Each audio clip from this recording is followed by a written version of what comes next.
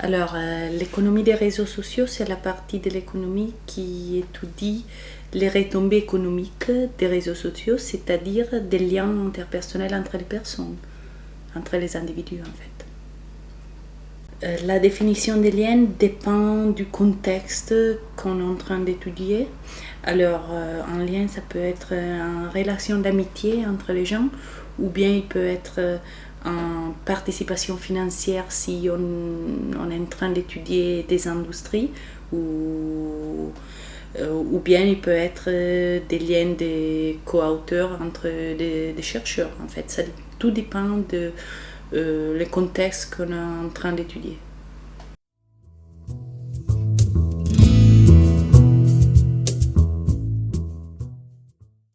Un réseau social, dans mon point de vue, c'est un graphique où les nodes sont les individus et les relations entre eux, c'est comme des liens.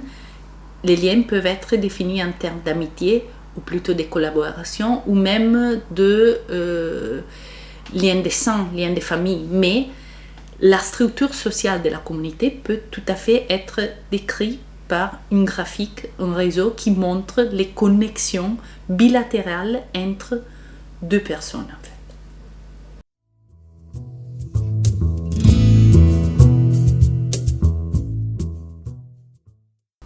La formation des liens à l'intérieur des réseaux, c'est justement un sujet très important du point de vue recherche. En fait.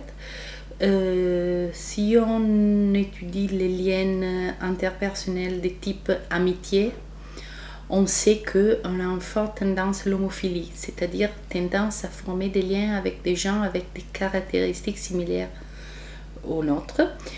Sinon, on sait bien qu'on a beaucoup de liens avec des parents, des gens similaires au niveau d'éducation. C'est plutôt les mêmes résultats qu'on trouve quand on parle des mariages. En fait, on sait que les gens similaires, ils ont tendance à se marier.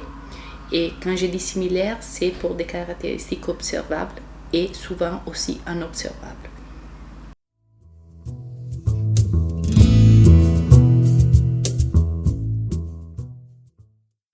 Quand je dis non observable, j'entends non observable à l'économiste. Alors, il y a des traits du caractère, l'ouverture, l'optimisme et des parties, des caractéristiques individuelles qui typiquement n'apparaissent pas dans les données, que nous savons être très importants pour la formation des liens.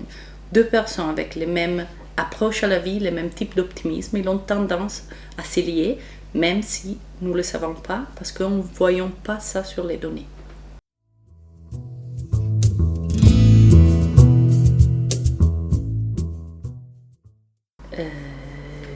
Les réseaux sociaux sont des phénomènes très complexes en fait, et nous on essaie de les étudier du point de vue économique, mais il n'y a pas que l'économie dans ça. Alors il y a beaucoup des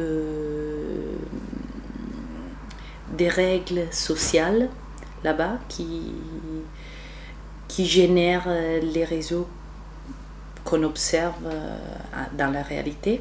Alors, une des questions les plus intéressantes que les économistes se sont posées, c'est si les individus sont stratégiques dans la formation des liens. C'est-à-dire, est-ce que j'ai fait un lien avec toi parce que tu as des amis qui sont importants pour moi et toi, tu es la porte d'accès à ces nouveaux amis? Bien, la réponse, je dirais que c'est non. Alors, c'est-à-dire, les gens sont très peu stratégiques au moment de former les liens sociaux. Ils ont plutôt tendance à former avec les individus qui sont plus proches d'eux, tout simplement sans penser au retour possible en termes de contact indirect.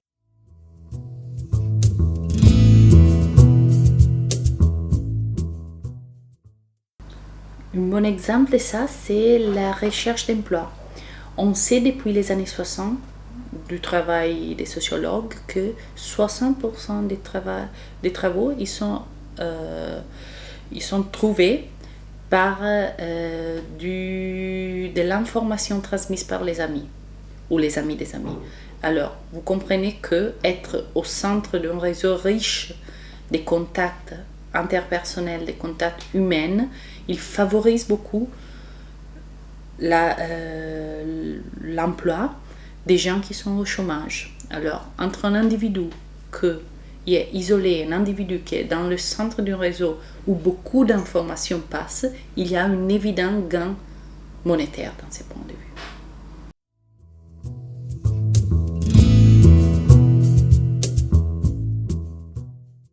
Il y a certains contextes économiques où les externalités du réseau sont plutôt positives.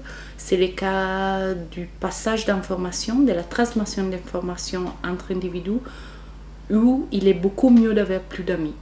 Il y a certains autres contextes où, d'autre part, c'est mieux de ne pas avoir trop de compétition sur des ressources limitées. Alors c'est mieux avoir moins des liens, moins de relations informelles.